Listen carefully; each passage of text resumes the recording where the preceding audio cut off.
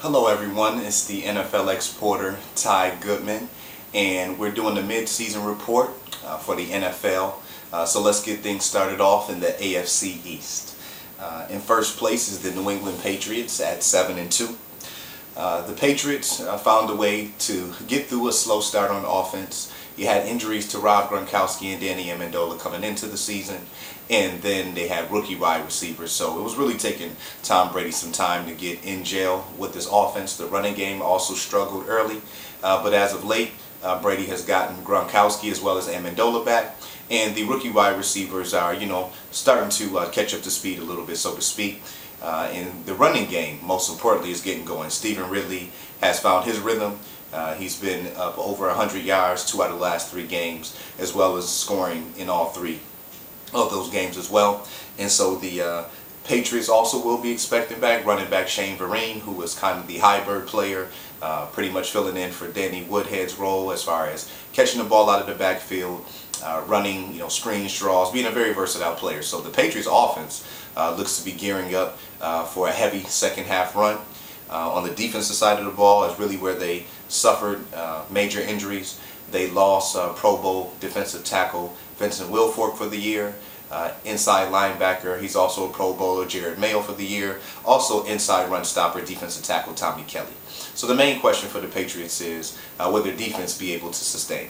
As in always in past years with the Patriots, it's pretty much, as you can see now, a line for Tom Brady in the offense to be very effective, putting up a lot of points, and the defense can be in a position to pretty much pin their ears back, try to create turnovers. But those are really the only questions that remain with the Patriots. It's on the defensive side of the football. And at this point, I think New England is well intact at 7-2 to pretty much put up a 12-4, 11-5 type record to win the division and be in the hunt for home field advantage. Next, over to the New York Jets at 5-4. The Jets pretty much have gone as Geno Smith has gone. That's the rookie QB from West Virginia. He's pretty much been up and down. That's what you can expect from a rookie quarterback. The Jets right now are trying to get the running game established. They have a couple pretty good backs in Chris Ivory as well as Bilal Powell. So, in games that they can run the ball effectively, that obviously helps Geno Smith cut down on turnovers and just having to try to force the issue. Nonetheless, Smith has won 5 games and has the Jets in second place. The wide receiving core is really where your concerns are. Santonio Holmes has not been healthy all year, which pretty much leaves you with Stephen Hill, Jeremy Curley, guys who are unproven. And so, he doesn't have the best passing targets, but the running game is ultimately what they're going to try to lean on. As far as the defense is concerned, very good defense this year. The front 7 in particular, as well as the secondary. I must say that Rex Ryan has definitely put a nice scheme together that this defense is able to execute. On the front line, rookie Sheldon Richardson from Missouri is doing an excellent job being a run stopper, very active, definitely looked the part that he did at the scouting combine, very athletic, strong. This is a very good young player. He has a bright future ahead of himself. Obviously on the second level, he had players like Calvin Pace, David Harris, savvy veterans, solid tacklers. And then in the secondary, Antonio Cromartie and rookie D. Milliner have done a good job on holding things down. So this Jets team, pretty much right now, it's going to be tough for them.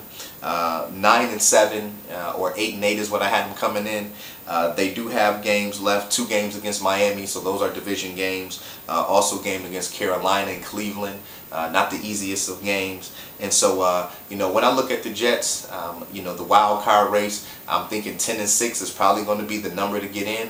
9-7, 8-8, not good enough to do it. I just think that the Jets don't have enough on offense, but they should definitely be competitive pretty much in every game this season if Geno Smith can just stop the inconsistencies, which at this point has been 1 good game, 1 bad game, 1 good game, 1 bad game, and that will result in an 8-8 record.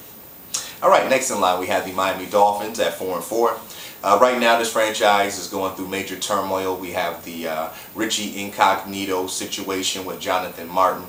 So they got a lot of distractions going on right now. The Dolphins a lot of questions marks around the Dolphins right now. They failed to establish a running game with really one running back. I had a major issue with that. Lamar Miller seemed to be the guy who was able to gain chunks of yardage on the ground and make the big plays, yet they refused to feed him. I would always see him around 10 to 11 carries, and then they stop and go with Daniel Thomas. So I feel like if they would have dedicated, which it seems like the last couple games they're leaning toward Miller, it will be beneficial because he's been very effective, running for 89 and over 100 yards respectively.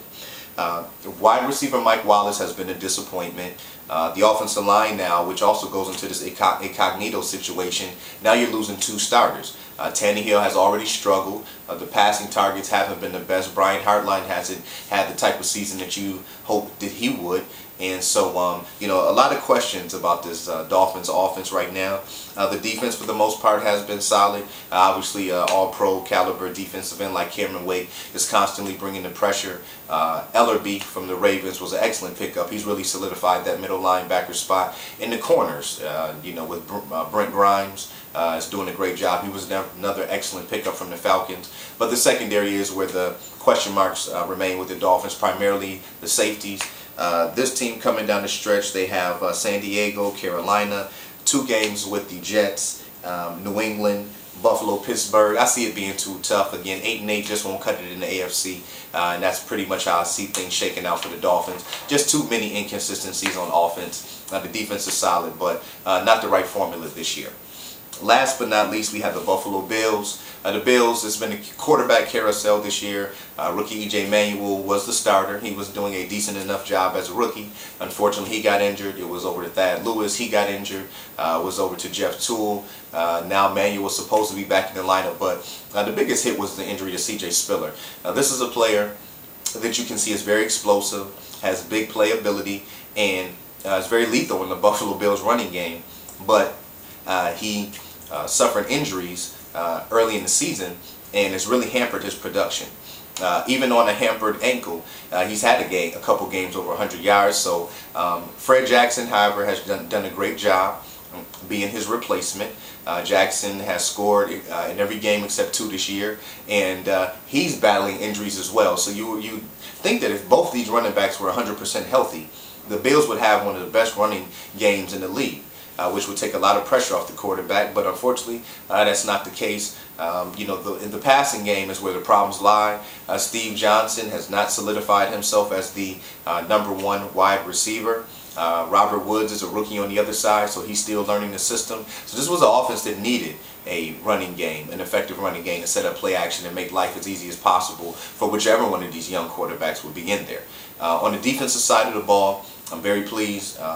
The frontline players, Marcel Darius, Mario Williams is playing at a Pro Bowl level, along with Kyle Williams. They have a stout front line.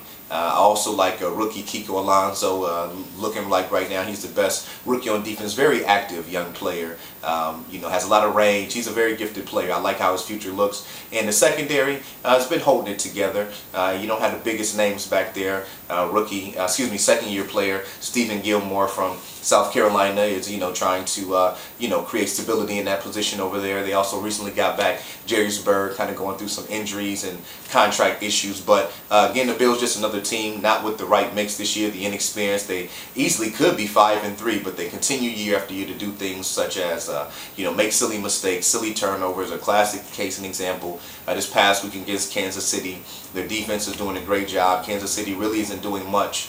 Buffalo has it on the 1-yard line. They run 2 times, go to pass on the 3rd play. It ends up being an interception run back for a touchdown that lets Kansas City back in the game. They give up another turnover on the easy running play. Guy just doesn't cover up the ball. And Kansas City goes up 17-10. Instead of the Bills being up 13-3, halfway through the 3rd quarter with momentum and control of the game.